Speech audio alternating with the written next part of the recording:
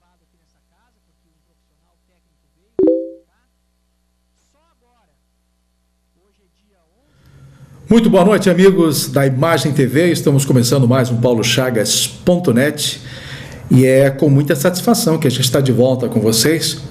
Na semana passada a gente não pôde apresentar o programa por um problema técnico. O Miller estava aí trocando os seus equipamentos na Imagem TV, até para melhorar o sistema, o sinal, enfim, toda essa propagação da Imagem TV, mas então a gente não pôde apresentar na semana que passou. Mas estamos de volta, então, na quarta-feira.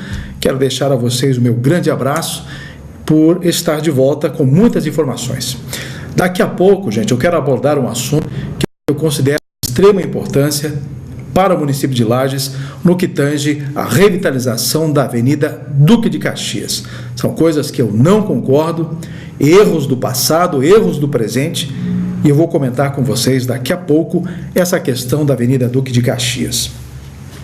E por falar em avenidas, na semana que passou, na última sexta-feira, se não me engano, de manhã, um grupo de empresários e entidades de classe do município de Lages chamou a imprensa para uma coletiva. E nesta coletiva, falar de um relatório que apontou, segundo essas entidades, vários erros de construção das marginais e da BR-282, que hoje corta a área urbana do município de Lages. Logicamente, todas essas colocações foram taxadas pelos entendidos como feitas por amadores. Ou seja, todo o relatório foi feito por amadores e que não entendem nada do que se trata de coisas técnicas, de erros técnicos ocorridos na construção desta BR-282, nesse cruzamento pelo perímetro urbano do município de Lages. Tudo bem, até concordo que muitos desses classistas, esses empresários, realmente não entendem basicamente do que foi feito em cima disso tudo. Mas tem coisas importantes. Somente o fato desta iniciativa deles em criar um relatório, mesmo sem um embasamento bastante técnico, fundamentado por um engenheiro, alguém da área, mas eu acredito que tinha, sim, algumas pessoas da área e que, se não entendessem da totalidade, poderiam pelo menos ter uma visão ampla a respeito do que foi feito nesta obra na 282 deste perímetro urbano do município de Lages. Então, de qualquer forma, serve de um alerta para o DENIT, para todos esses órgãos. O DENIT é o órgão que fiscaliza e que conduz, gerencia a obra para o governo federal, já que esta é uma obra financiada com recursos do governo federal, não é municipal, nem estadual. Então, nesse quesito, serve de alerta para os engenheiros, para o DENIT, para que observe realmente que, apesar de todas essas pessoas não terem um conhecimento amplo a respeito, pelo menos estão de olho, querem o melhor da aplicação do dinheiro público na construção de qualquer obra. Agora, até hoje, eu não consigo entender como é que a engenharia do projeto desta BR-282 afunilou ali naquele elevado da Duque de Caxias, naquele viaduto, uma das pontas, quem vem da 116 no cruzamento por ele, chega ali depois do bairro São Paulo, você vê que o viaduto afunila, ele fecha. A gente não consegue entender como é que funciona essas coisas. Você imagine uma garrafa, você passa pelo bico da garrafa e depois se expande. É mais ou menos assim. Você coloca no bico da garrafa e depois abre esta estrada. Um perigo iminente, e as pessoas têm dito e chamado a atenção, porque uns 30 metros mais ou menos do viaduto ele fecha, ele afunila. E a gente não consegue entender qual foi a planificação dessa engenharia, quando a gente imagina que uma estrada como essa tenha que ter uma abertura e depois então afunile, para que tenha uma trajetória tranquila por parte dos motoristas. Mas ali não, afunila. Para mim, na verdade, eu sou leigo, não sou nem um engenheiro, não sou nada. mas vejo aquela questão, aquele ponto, como uma das aberrações, um dos erros mais fundamentais citados neste relatório e que eu acho que deveriam rever. De qualquer maneira, rever a construção desse. Eu nunca vi um viaduto afunilar, quando as pessoas chegam, é estreitinho e depois então ele abre. Então são coisas que precisam ser avaliadas. Eu acho que o DENIT tem que tomar providências a respeito disso, não concluir esta obra sem reparar este erro e uns outros que foram citados e que realmente vão ser melhorados, porque houve realmente boa vontade por parte dos empresários, houve algum critério para análise disso, e eu acho que também deve haver bom senso por parte dos responsáveis em pelo menos observar o que foi dito e verificar se estava ou não errado. Concordar ou não é o direito deles. Mas, enfim, a 282 está precisando desta atenção e a gente acaba tendo que fazer esse tipo de comentário. Vamos falar sobre a Duque de Caxias. Pois bem, a gente percebeu que desde que o prefeito Eliseu Matos assumiu o município de Lages, ele está tendo diversas dores de cabeça com relação à condução do projeto da BR, aliás, da Duque de Caxias, da revitalização desta importante avenida aqui do município de Lages. Em princípio, quando se começou esta obra, ainda na administração passada, nós imaginávamos uma belíssima avenida, um belíssimo projeto de revitalização, que aliás já deveria estar pronto. E a gente ficou feliz quando as obras começaram e tudo então andaria de acordo com uma previsão de um cronograma específico. Ok? Primeira coisa que a gente percebeu de estranho nesta obra foi a construção de um canteiro no meio, mais largo, e esse canteiro então serve de passeio público e também de passagens de bicicleta, uma ciclovia. Fica mais ou menos meio metro de altura do chão, com mais ou menos 2 metros de largura, esse canteiro do meio, para que as pessoas caminhem por ele entre os carros passando à esquerda e à direita e as pessoas caminhando no centro, com a ideia de que você tenha a tua bicicleta e também ande sobre esse canteiro, num risco iminente de você cometer um erro com a sua bicicleta, cair dela, e obviamente cair também para um dos lados desta avenida e ser atropelado. Logicamente eu não vejo pessoas andando de bicicleta ali, porque todas elas já imaginam este perigo e obviamente não andam de bicicleta nesta dita ciclovia planejada para isso, mas eu vejo pessoas caminhando. Então, ao caminhar, as pessoas têm mais segurança, obviamente, porque para desequilibrar ali tem que estar muito mesmo desatenta, ou com outro problema psicológico ou físico, para cair fora daquele acostamento. Mas mesmo assim é um risco.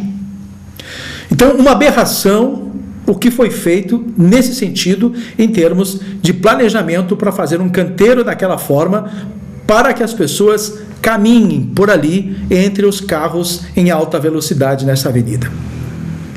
Poderiam ter feito mais estreito, e então fazer as calçadas e os estacionamentos, que vão ser mantidos, inclusive, esses estacionamentos, porque o projeto original também não previa nem estacionamento, previa a retirada de todos os espaços de estacionamento, mesmo sendo uma avenida cheia de estabelecimentos comerciais.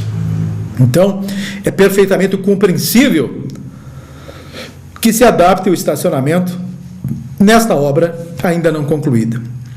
Outra questão, ou outras duas questões que a gente não conseguiu entender, foi de como um engenheiro planeja uma obra dessa e não contempla o destino da fiação, da rede elétrica, principalmente, que cruza a Duque de Caxias, e não contempla a rede de esgoto.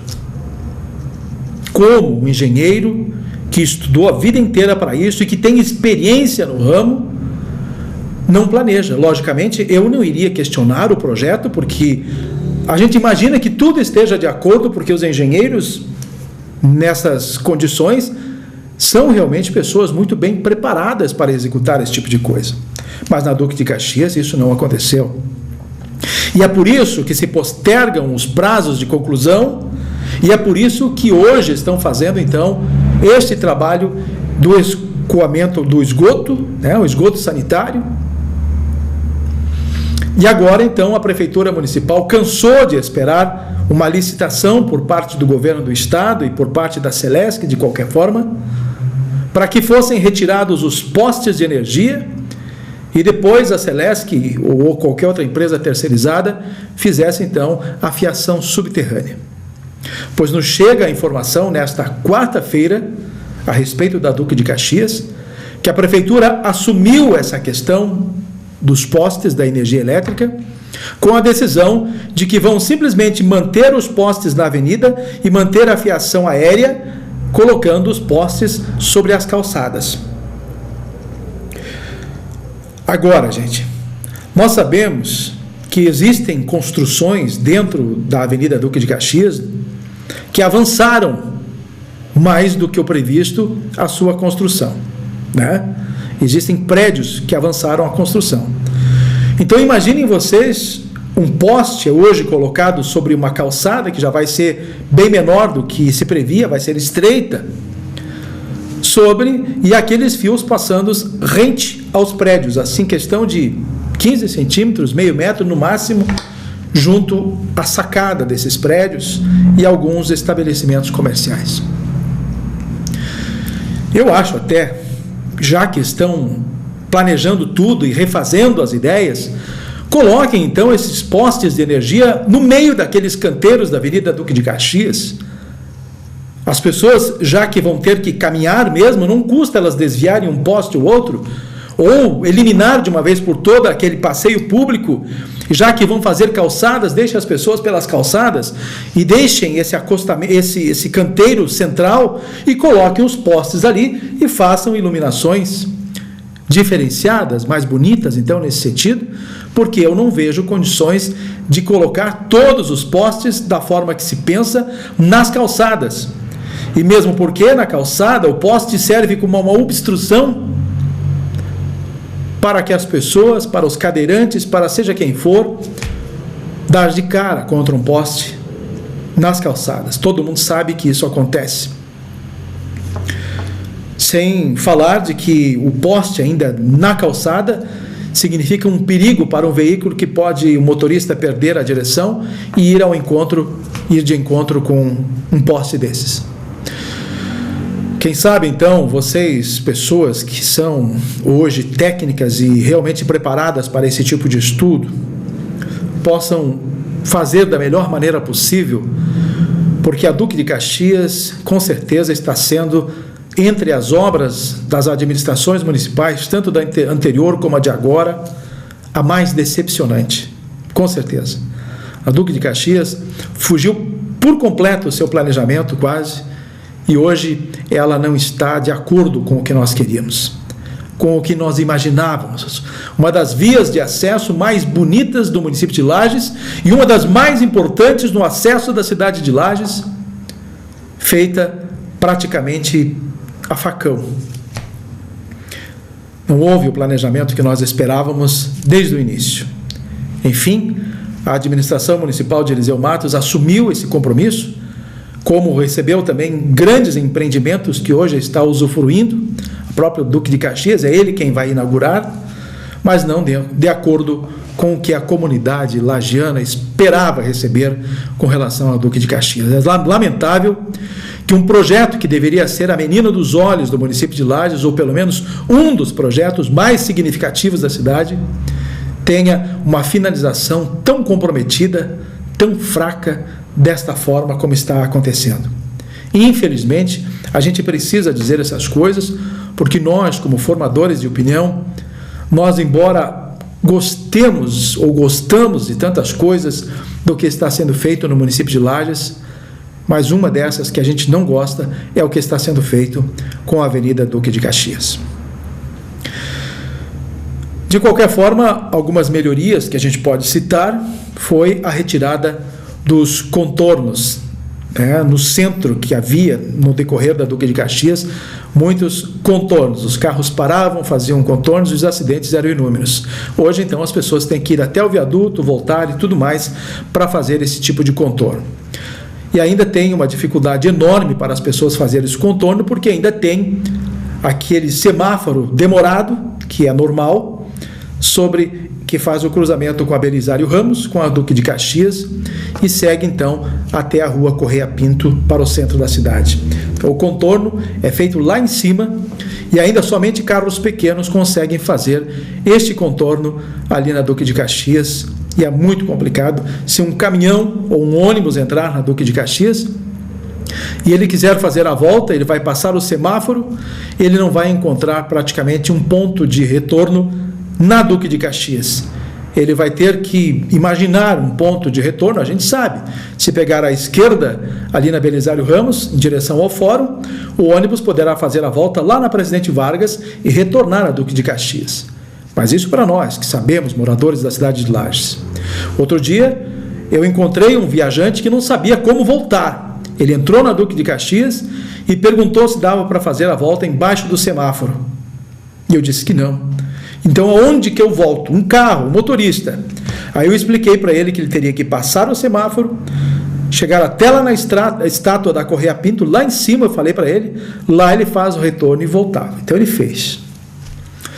Um turista. Então, vejam o problema que a Avenida Duque de Caxias está causando para pessoas estranhas, para motoristas que chegam na cidade de Lages e entram por acaso na Duque de Caxias e não sabem mais como voltar. Logicamente que ele se acha, é só seguir em frente e encontrar uma maneira de retornar. Mas no momento que ele entrar da 282 para Duque de Caxias em direção ao centro de Lages, ele só tem praticamente duas formas ou três para poder fazer esse retorno. É indo até lá em cima da estátua da Correia Pinto, ou entrar à direita e pegar uma estradinha de chão que tem atrás do posto de gasolina, e aí sair aonde funcionava a antiga Hyundai, porque ali ainda tem uma abertura com semáforo e ele poderia pegar à esquerda. Mas também pode ele pegar à esquerda ali, nesta entrada, entra para o bairro, e lá naquele bairro ele que se vire para encontrar uma maneira de voltar. Então são coisas muito complexas que não pensaram nos visitantes, não pensaram naquelas pessoas que hoje precisam fazer esse retorno. Eu já sugeri para que se construísse uma enorme rotatória, uma enorme rótula naquele semáforo, que o trânsito fluiria automaticamente. Estou cansado de dizer aqui que as rotatórias, as rótulas na cidade de Lages, cedo ou tarde, um prefeito, um administrador municipal, pode ser daqui a 4 anos, 6 anos, 8 anos, um prefeito vai ter que tomar esta atitude para poder fazer com que o trânsito em Lages flua melhor e tirar praticamente 70%, 80% destas sinaleiras que trancam o trânsito numa cidade.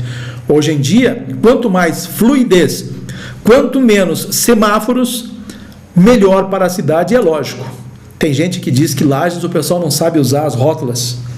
Eu não concordo, basta fazer um trabalho educativo para que essas pessoas se comportem no trânsito. E você sabe, você chega na rótula, você para, olha, observa, se dá para você avançar, você avança, senão você espera, e no momento que você vai, outro carro espera, e você faz o teu contorno, o seu giro, a hora que você quiser, porque os carros vão parando adequadamente. E eu considero que você é um motorista perfeito, que liga sempre a seta para a esquerda ou para a direita quando você quer seguir adiante, não é? Todos os motoristas são assim, corretos. Ligam as setas, não furam sinal, obedecem à sinalização, nunca recebem multas, são todos assim. Eu me considero um motorista até, não digo exemplar, mas bastante cauteloso. Tomo muito cuidado para não ser multado. Há muito tempo que eu não sei o que é receber uma multa. Fui multado uma vez por passar numa lombada eletrônica que constava 40 km por hora e eu não vi porque cargas d'água recebiam uma multa com 45 km por hora. 5 km a mais de velocidade. E eu brincava sempre nesta sinaleira nesse ponto, tentando adivinhar o quanto eu passaria, se faria 35, 36, 37, eu brincava, errava, às vezes acertava, mas um dia me multaram por 45 km por hora numa dessas lombadas eletrônicas que podia passar até 40, não entendi, mas tudo bem, passou.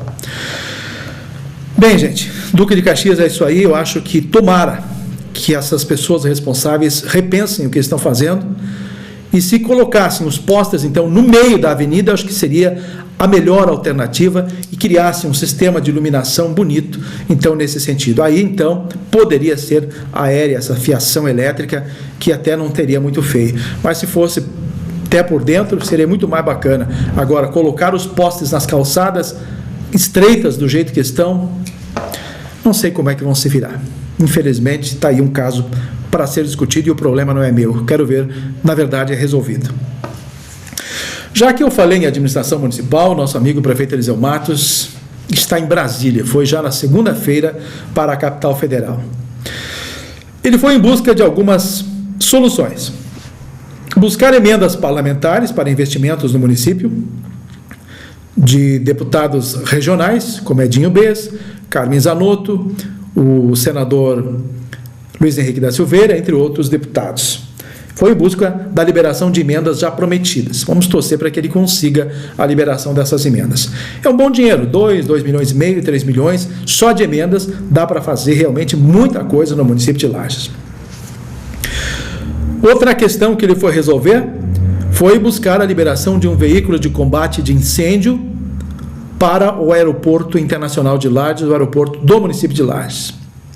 E ele conseguiu, pelas informações que nós tivemos nessa quarta de manhã, ele conseguiu, então, a liberação e vai receber esse caminhão de combate a incêndio para ficar estacionado lá no aeroporto, porque é uma das exigências da ANAC para pôr em operação o sistema de voo do município de Lages. E, aliás, essa questão dos voos, ele também foi resolver até para buscar mais informações a respeito do projeto de incentivos do governo federal, para que possam, então, definir oficialmente e definitivamente essa questão dos nossos voos regulares aqui no município de Lages, que é uma expectativa muito grande. Nós já esperávamos essas informações no município a partir do mês de fevereiro, mas somente agora, em março, que as coisas estão tendo uma nova conversa, e tomara que o prefeito Eliseu Matos venha de Brasília trazendo essas informações mais conclusivas, mais práticas com relação aos voos regulares do município de Lages, com destino a capitais brasileiras, principalmente entre Lages e São Paulo, Lages e Porto Alegre, e quem sabe Lages e Curitiba. Então, nós estamos aguardando essas novidades, já que os voos seriam também de empresas maiores, com aviões melhores e tudo mais. A gente aguarda. Tomara, então, que o Eliseu consiga esta liberação dos voos regionais.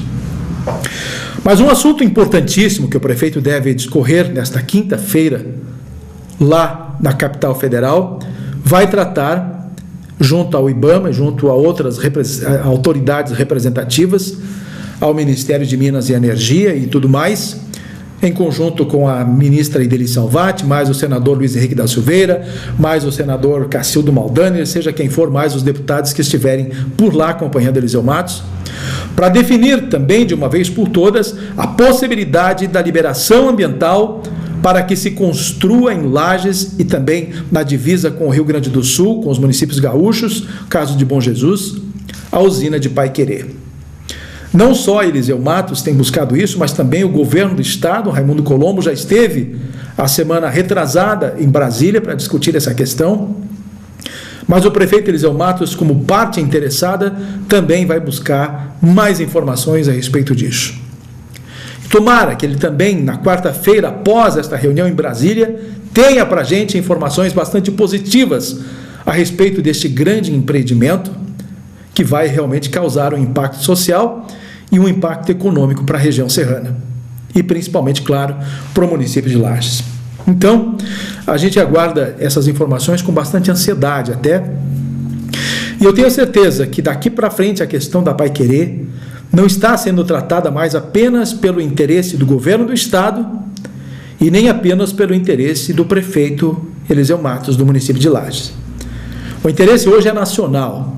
Os apagões no Brasil têm dado um susto e têm dado indicativos ao governo federal de que precisamos de mais energia, de mais capacitação no sistema de geração de energia em todo o Brasil.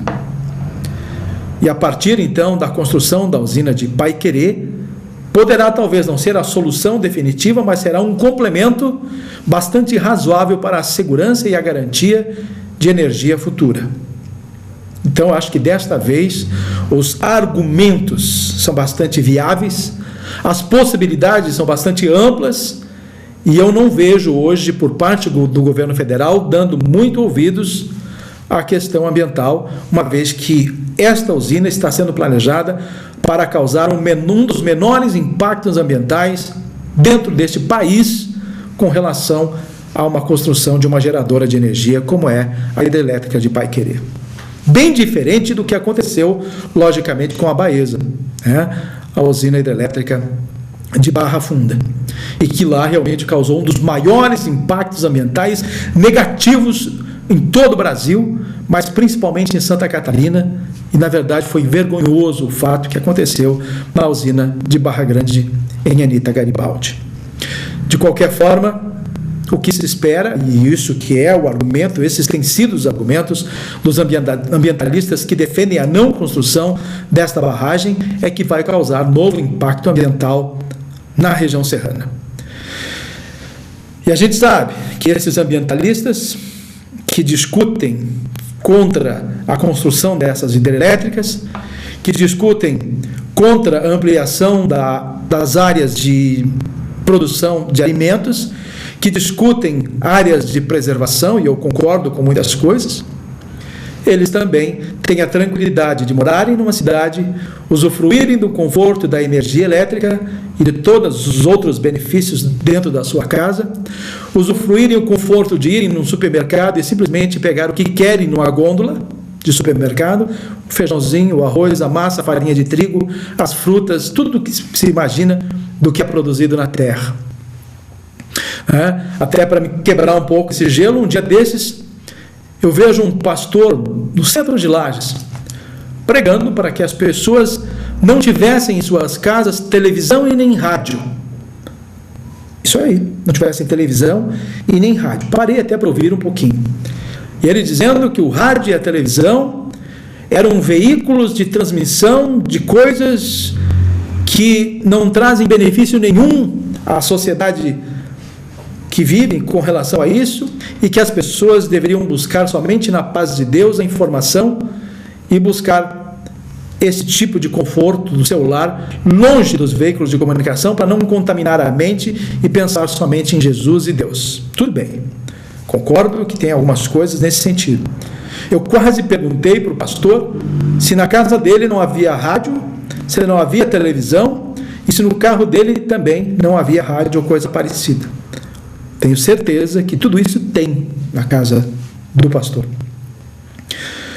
Bem, deixemos essas questões para lá. Até hoje a gente lendo uma informação de que em Antônio Prado, no Rio Grande do Sul, uma assessora de imprensa está ameaçada de perder o cargo porque um vereador pediu a cabeça dela, pediu a exoneração da moça, porque ela não crê em Deus, não crê em Jesus Cristo.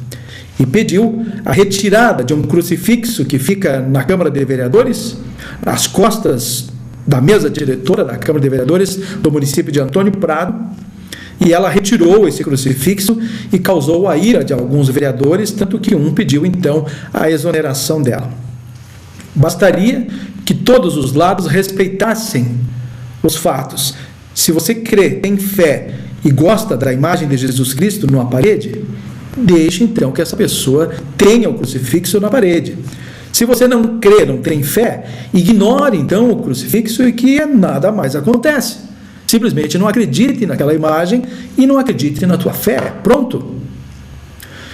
Logicamente também se discutiu a questão de que outras pessoas de outras religiões frequentam aquela casa do povo, que é a Câmara de Vereadores, e que nela não poderia ter nenhuma imagem sacra nesse sentido, em respeito a essas pessoas que não cultuam as divindades, no caso Jesus Cristo e outros santos que não, até nem cultuam os santos, apenas Jesus, Deus, enfim, e não cultuam as imagens.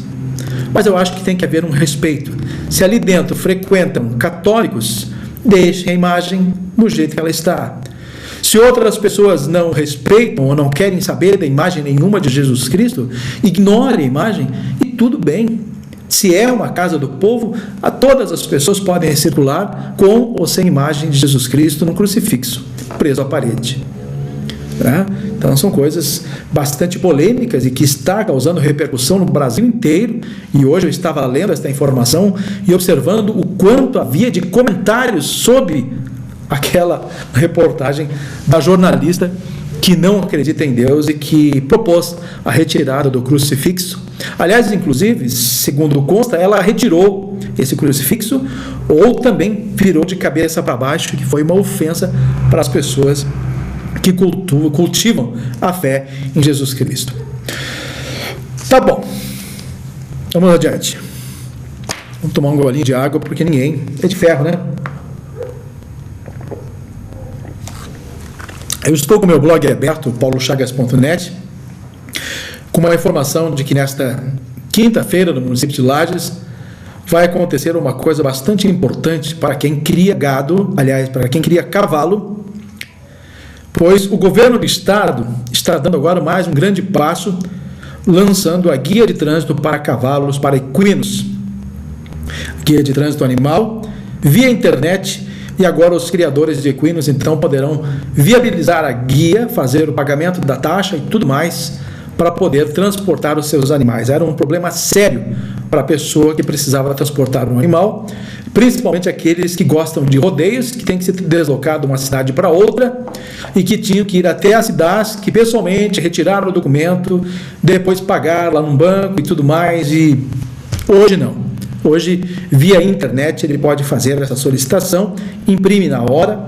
O programa já favorece aos criadores de bovinos e bubalinos, também agora aqueles que criam cavalos. Pois bem, um evento lá no CTG, a sede do MTG no município de Lages, às 11 horas da manhã, com a presença do secretário da Agricultura e da Pesca, o João Rodrigues, e também do secretário de Desenvolvimento Regional de Lages, o Gabriel Ribeiro, entre outras pessoas ligadas à cidade, que é este programa do governo do estado, vão estar lançando oficialmente, claro, com o convite a vários criadores de equinos, para lançar às 11 horas da manhã, oficialmente, este projeto.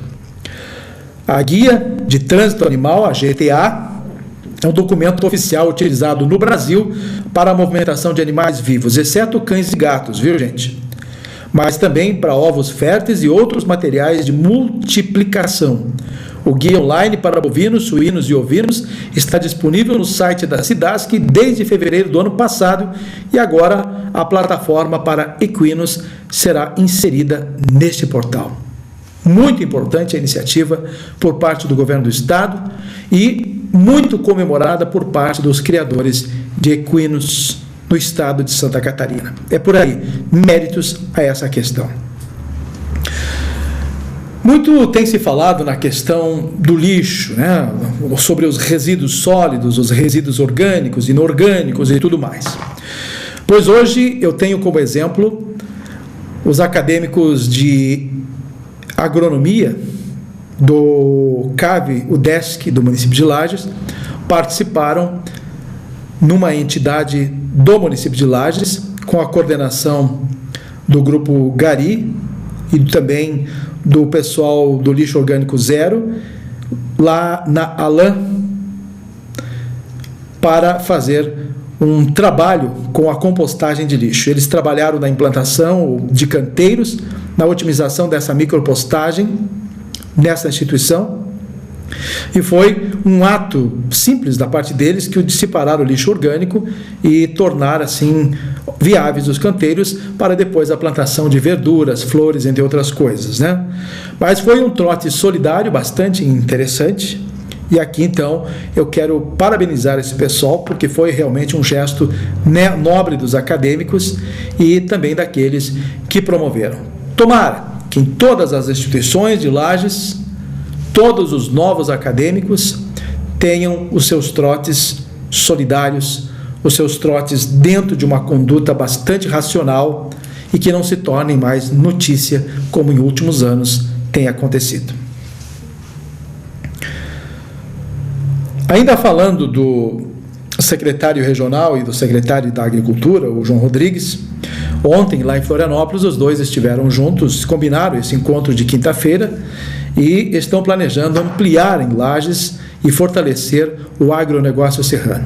Então está aí mais uma iniciativa do secretário regional, nessa conversa com o secretário da Agricultura, para ampliação de todos esses trabalhos envolvendo a nossa agricultura e o agronegócio na Serra Catarinense, através de vários projetos, inclusive liberação de cascalhos, arrumação de ruas e tudo mais. Por falar em cascalhos, ainda bem que falei em cascalho e me lembrei dessa questão. Os municípios serranos, principalmente, estão sofrendo barbaramente para conseguir a liberação por parte dos órgãos ambientais para a exploração das suas cascalheiras nos municípios. É muito cara a viabilização desses processos. E os municípios não podem fazer uso do cascalho em seus municípios, retirar esse material, sem a liberação ambiental, sem o pagamento de todas essas taxas. Então, há muito tempo, os prefeitos, isso não é de hoje, há muito tempo já, de outras administrações, os prefeitos estão buscando uma maneira de viabilizar, então, a retirada com, talvez, a isenção dessas taxas ou, pelo menos, a diminuição desses valores para que possam fazer uso desses cascalhos e usar também nas suas ruas dos municípios e também nos seus interiores dos municípios. Nesta última terça-feira, houve uma discussão no Teatro do Sesc, aqui no município de Lages, com a presença de 18 secretários de Agricultura dos municípios da Amures, para, em conjunto, tentarem viabilizar uma alternativa que faça, então, a liberação e que faça com que esses municípios possam explorar essas cascalheiras. Uma contradição bastante grande é o fato de que vários municípios com menos de 50 mil habitantes, caso aqui da região da Amures, só se exime Lages, receberam maquinários, uma retroescavadeira, uma patrola e um caminhão. E aí não podem efetivamente fazer o uso desse novo equipamento para a manutenção das estradas do interior e não podem, a não ser fazer o patrulhamento e tudo mais, mas não podem usar as pedras para o cascalhamento. Então, é uma questão que precisa ser vista. Apenas 5 municípios da região da Amures têm hoje essa liberação ambiental e podem explorar essas cascalheiras, ou, caso contrário, esses municípios têm que pagar para empresas de terceiros que têm esse direito para vender essas pedras, essas cargas, e que custa realmente muito caro para cada município. Então, estamos torcendo que esses municípios consigam a liberação dessas cascalheiras e tenham, então, um trabalho diferenciado, principalmente na nossa região serrana. Está aqui o assunto que a gente postou no nosso blog, paulochagas.net. A hora que você quiser acessar, poderá ter essas informações. Uma coisa bacana que aconteceu na última sexta-feira, um dia antes do Dia Internacional da Mulher, lá no 6º Batalhão da Polícia Militar, que realizou a formatura de fogo do curso de formação de soldados 2013, mas da turma de policiais femininas aqui do município de Lages. Muitas mulheres, então, formadas, e a gente hoje pode ver estas meninas formadas trabalhando no policiamento na rua, cuidando à frente das escolas, bem uniformizadas, bonitas e muito bem preparadas, tenho certeza, através desse curso, para fazerem efetivamente o seu trabalho no campo das ruas. E, já que falamos em mulheres, eu quero já um pouquinho tarde, né, o Dia Internacional da Mulher foi no último sábado, dia 8, mas tarde para parabenizar a mulher. Até eu coloquei no meu blog, escrevi no meu blog, que mulher não precisa ser homenageada num único dia, e sim todos os dias, todas as horas, todos os minutos. de qualquer forma, parabéns vocês, mulheres, eu sou fã de vocês e vocês merecem homenagem hoje e sempre, a cada minuto de suas vidas. Não precisamos esperar de um dia no ano para dizer para vocês parabéns, mulheres. E por falar em mulheres, esta semana acontece um seminário para discutir a segurança da mulher aqui no município de Lages, os crimes contra a mulher. E a gente vai buscando essa questão dos crimes, e também se discutiu muito esta semana a questão do nosso presídio regional lá do bairro São Cristóvão, que tem a capacidade para 80 presidiários e hoje está com uma capacidade extrapolada, com mais de 300 pessoas detidas e presas. E 2 presidiários conseguiram fugir, então, deste presídio, nesse final de semana que passou, e até agora não foram recapturados. Então, são coisas que a gente fica preocupado, e quando se construiu o novo presídio aqui no município de Lages, diziam que lá iria funcionar apenas um presídio para a ala feminina, para os presos de mais idade, de menor periculosidade, e que os mais perigosos, então, estariam sendo transferidos para o novo presídio aqui na saída da Avenida Santa Catarina em direção à BR-116, né, no bairro Santa Catarina. Então, toda essa preocupação com relação a isso já é preciso voltar a rediscutir, porque este presídio no bairro São Cristóvão hoje está novamente se tornando num barril de pólvora, que era discutido a necessidade antes da construção do novo presídio, e agora estão os 2 superlotados. Não se sabe exatamente quantos presidiários tem no novo presídio, porque com certeza já extrapola a capacidade. E nós ficamos nos perguntando então diante desta situação e acompanhando os companheiros de outras televisões, entrevistando o pessoal dos direitos humanos, muito preocupados com a condição subhumana que estes presidiários estão vivendo. Sempre recorrem aos direitos humanos, que tem, claro, que fazer esse trabalho. E a gente sempre se questiona e pergunta para a área dos direitos humanos, onde fica o direito dos humanos na questão das vítimas, desses bandidos que estão lá presos. É uma contradição. Num outro caso, a morte de um jovem dentro de um sistema carcerário para menores, lá no bairro da Penha. Nem lembro aqui o nome deste centro de reabilitação lá no bairro da Penha. E aí todos eles vivem fechados num quarto, numa cela, seja como for, 4 ou 5 pessoas, e aí aqueles três jogavam xadrez, segundo eles, e não se joga xadrez em 3 pessoas, a não ser que um estivesse assistindo, 2 jogando, e ao lado o outro matando um jovem, e eles não viram, estavam jogando xadrez, num compartimento, num cubículo. Então tudo está mal explicado, e um dos menores, sendo que havia maiores havia jovens com 18 anos nesse mesmo ambiente, mas um dos menores de 16 anos assumiu a responsabilidade do crime.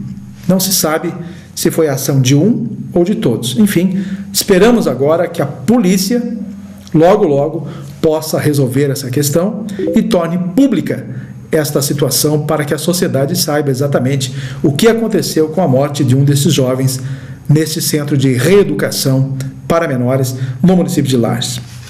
Além de outros 2 crimes, de outros 2 assassinatos que aconteceram no município de Lages. Então, são coisas que botam a gente a pensar. Tudo isso reforça a preocupação com relação à nossa segurança.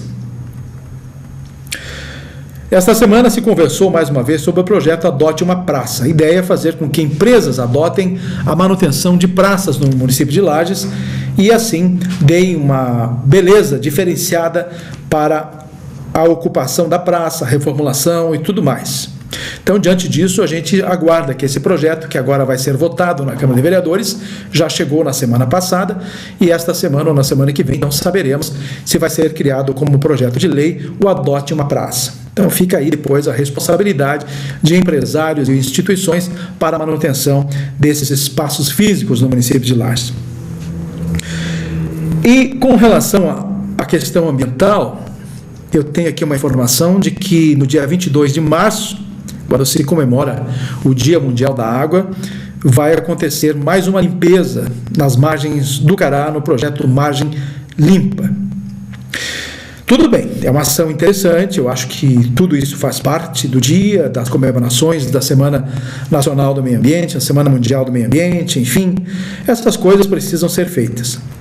Agora, eu observo que na cidade de Lages, o verde da cidade é muito pouco. Pelo tamanho da cidade, pelo envolvimento da nossa Secretaria Municipal de Meio Ambiente com relação a essas causas ambientais, eu acho que ainda está fazendo muito pouco nesse sentido. Quais os projetos exatamente efetivos que se tem notícia dentro da Secretaria Municipal de Meio Ambiente, a não ser poda, a não ser roçada, a não ser plantio de canteiros?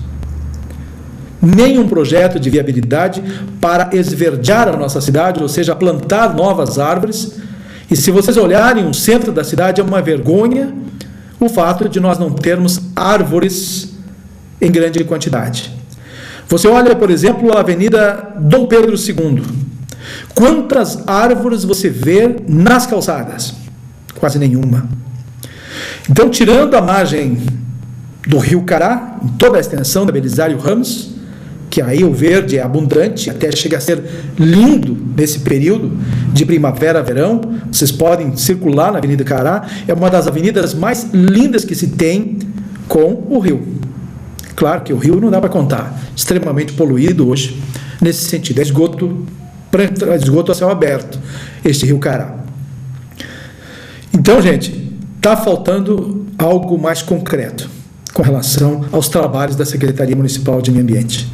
Ainda gostaria de saber, nunca mais se falou, já faz meses que não se fala, da sede administrativa do Parque Municipal Teodoro, não sei das quantas, lá do município, lá do bairro São Paulo.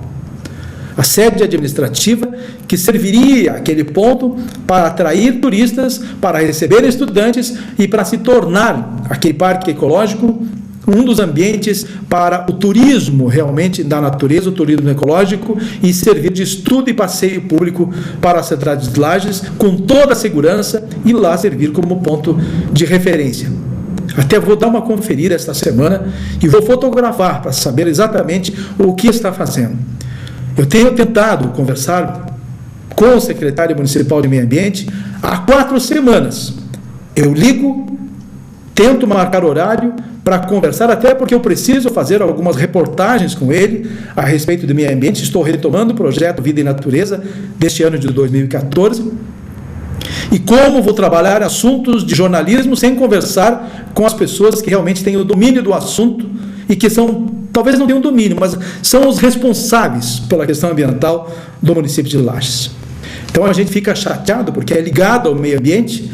Estou totalmente voltado aos interesses das questões ambientais e dentro da Secretaria de Meio Ambiente não tenho tido resultado. Consigo falar com o prefeito Eliseu Matos e não consigo falar com o secretário.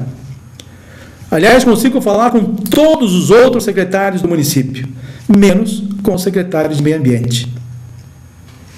Então fica aí uma questão, não sei se tem alguma coisa pessoal com relação ao meu trabalho ou com relação ao meu nome, a minha pessoa, tudo bem. Mas não vamos olhar pelo lado pessoal, se existe. Vamos sim cuidar das causas em conjunto. Até hoje trabalhei em parceria com o município nas causas ambientais e não é agora que eu vou desvirtuar o meu projeto. E vou continuar fazendo, independente de ter parceria ou não da Secretaria Municipal de Meio Ambiente, porque o meu projeto eu considero até bem maior do que os interesses dessas pessoas que conduzem hoje as questões ambientais no município de Lages. Isso só se referindo à Secretaria Municipal de Meio Ambiente. De qualquer forma, esse projeto Margem Limpa no Cará, eu vou estar acompanhando, acho sensacional esse projeto, participei da primeira edição no ano passado, andei em toda a margem do Cará acompanhando essas pessoas, fotografei, publiquei, divulguei e vou continuar divulgando, porque são coisas que realmente merecem destaque diante da sociedade. Aliás, não precisaria ser num único dia. O Cará precisa de limpeza constante e, infelizmente, a nossa sociedade, a nossa comunidade não tem respeitado esse meio ambiente e tem sujado sempre que pode. Você retira de tudo das margens do Cará, de dentro do leito desse rio. Desde cachorro morto, bicho morto, outros animais, pneus e outras coisas, pedaço de televisão, de sofá e outras coisas que são impressionantes que a gente encontra às margens desse Cará. Eu estive acompanhando todo um dia esse processo de limpeza do projeto Margem Limpa. Então, é uma das coisas que eu gosto de ver, esse tipo de iniciativa. Vamos adiante, estou quase encerrando o nosso programa, não poderia deixar aqui de falar um pouquinho de política.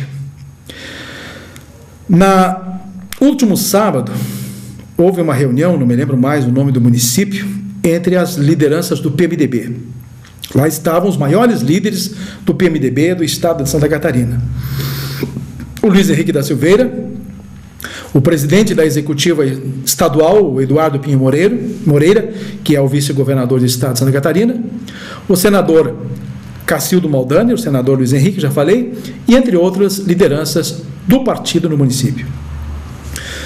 O senador Luiz Henrique da Silveira está tentando conscientizar essas lideranças do PMDB em todo o estado de que não é este o momento de romper com a Tríplice Aliança, de desembarcar do governo de João Raimundo Colombo e lançar candidatura própria. Já foi estabelecido há quase 4 anos atrás, antes, quando foi formada a Tríplice Aliança, mais de 4 anos, naquelas eleições de outubro de 2009. Então, quando houve essa eleição, houve um acordo que, se o governo de Raimundo Colombo deslanchasse, ele estivesse bem, manteriam então ele como candidato com novamente apoio à reeleição. Então existe uma ala dentro do PMDB hoje contrária ao apoio à reeleição de Raimundo Colombo e que está tentando quebrar esta Tríplice Aliança e fazer então com que haja uma candidatura própria por parte do governo. Eu já falei esse assunto várias vezes e não quero me tornar repetitivo. A novidade é essa. As maiores lideranças do partido do PMDB estão tentando convencer que isto é, segundo Luiz Henrique da Silveira, uma traição por parte dos companheiros do partido que está se fazendo com relação a Raimundo Colombo ao PSD. Uma traição à Tríplice Aliança. Eu estou assistindo um seriado na televisão que se chama Jogo de Tronos, Game of Thrones, Jogo de Tronos, e nesse Jogo de Tronos, os reis acabam decapitando os traidores. Quando ele é julgado por traição, é condenado à morte com a decapitação. Literalmente, as nossas lideranças, os nossos reis da política, poderiam cortar, então, o pensamento dessas pessoas com relação ao rompimento com a Tríplice Aliança e a candidatura própria do PMDB. Assim, o prefeito de Balneário Camboriú, o Edson Periquito, já anunciou que no dia 5 de abril irá pedir a exoneração do cargo, vai entregar o cargo de prefeito. Vejam bem, ele teria ainda mais 2 anos e 3 meses de administração municipal em Balneário Camboriú, em virtude de que vai ser o candidato ao governo do estado pelo PMDB. Quem garante que ele será realmente o candidato do PMDB nessa questão? Tá, o Diário Catarinense desta quarta-feira, em letras garrafais, a informação: Periquito confirma a exoneração, o pedido de afastamento do seu cargo de prefeito para concorrer a governo do estado de Santa Catarina. Aliás, o estado de Santa Catarina nem sabe exatamente quem é Edson Periquito. Nem todos os municípios ouviram falar desse cidadão. Não tem histórico estadual, além de ser prefeito de Balneário Camboriú. Não tem histórico na política catarinense para realmente se tornar um candidatável para o PMDB. Me perdoe, se for o Edson Periquito, o candidato ao governo do estado por Santa Catarina pelo PMDB, caso decidam realmente lançar a candidatura própria, aí o PMDB está realmente no fundo do poço.